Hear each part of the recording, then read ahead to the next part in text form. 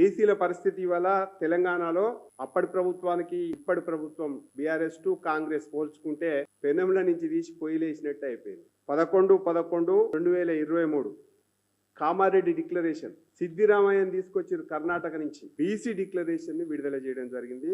BC sub plan ఏర్పాటు చేస్తాం, ప్రతి సంవత్సరం 20,000 కోట్లతోటి బీసీ సబ్ ప్లాన్ ఏర్పాటు చేసి అన్ని రంగాలుగా బీసీలకు సాయం చేస్తామన్నారు. బహుశా నేను అనుకుంటా 2 బడ్జెట్లు అయిపోయినాయి కదా, ఇప్పటికీ దాని ఊసే లేదు. స్థానిక సంస్థల ఎన్నికలలో గత ప్రభుత్వం 33 నుంచి 23కి తీసుకుపోయింది టీఆర్ఎస్ పార్టీ కేసీఆర్.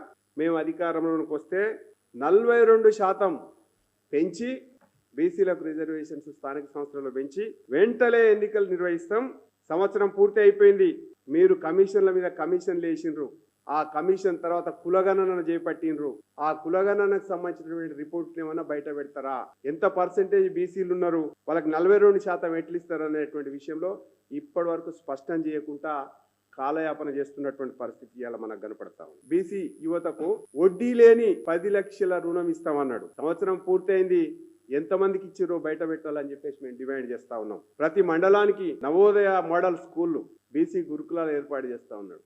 ఎన్ని గురుకులాలు ఏర్పాటు చేసినావు కొత్తగా చెప్పాలని చెప్పేసి అడుగుతున్నాం. మీ ఎన్నికల మేనిఫెస్టోలో ఎంబీసీలకు మంత్రిత్వ శాఖను ఏర్పాటు చేస్తాను. అది ఈజీగా మీ చేతుల్లో ఉన్న పని, కానీ ఎంబీసీలకు మంత్రిత్వ శాఖ ఎందుకు వేస్తలేవని చెప్పేసి మేము అడుగుతా ఉన్నాం. ప్రతి జిల్లా కేంద్రంలో 50 కోట్లతోటి కన్వెన్షన్ సెంటర్, స్టడీ సర్కిల్, లైబ్రరీని ఏర్పాటు చేస్తారు. దాన్ని కనీసం మొదలు పెట్టినవా, ఏమైనా ప్రణాళిక చేసినవా చెప్పాల్సినటువంటి అవసరం ఉంది తెలంగాణ ప్రజలకు. ముదిరాజు ముత్తురాసు తెలుగోళ్ళని బీసీడీ నుంచి బీసీఏ వరకు చేరుస్తానన్నా. ఇప్పటి వరకు దాని ప్రయత్నం ఎక్కడన్నా అయ్యిందా అని చెప్పేసి అడుగుతా ఉన్నాం. మత్స్యకారులకు మత్స్య అభివృద్ధి బోర్డు ఏర్పాటు చేస్తాం, నర్సరీలు రకరకాల ఏర్పాటు చేస్తూ ఉన్నాం. ఏమైందో ఏమున్నా సెన్సేషన్ మాటలు మాట్లాడుతున్నావు. గౌడ కులాలకు ప్రతి సొసైటీకి 5 ఎకరాలు భూమి ఇచ్చేసి దాంట్లో ఈతవనం తాటివనం పెంచుకుంటానికి అవకాశం ఇస్తామన్నారు. మరి పిసిసి అధ్యక్షుడు గారు చెప్పాలి, ఆ సామాజిక వర్గానికి సంబంధించి ఏమన్నా మేలు చేస్తాడా? సర్వాయి పాపన్న గౌడ్ జిల్లాగా మారుస్తున్నాడు. మరి ఆ జిల్లా పేరు ఎప్పుడు పెడతావు, ఏం సంగతి? మున్నూరు కార్పొరేషన్ ఏర్పాటు చేస్తున్నాడు.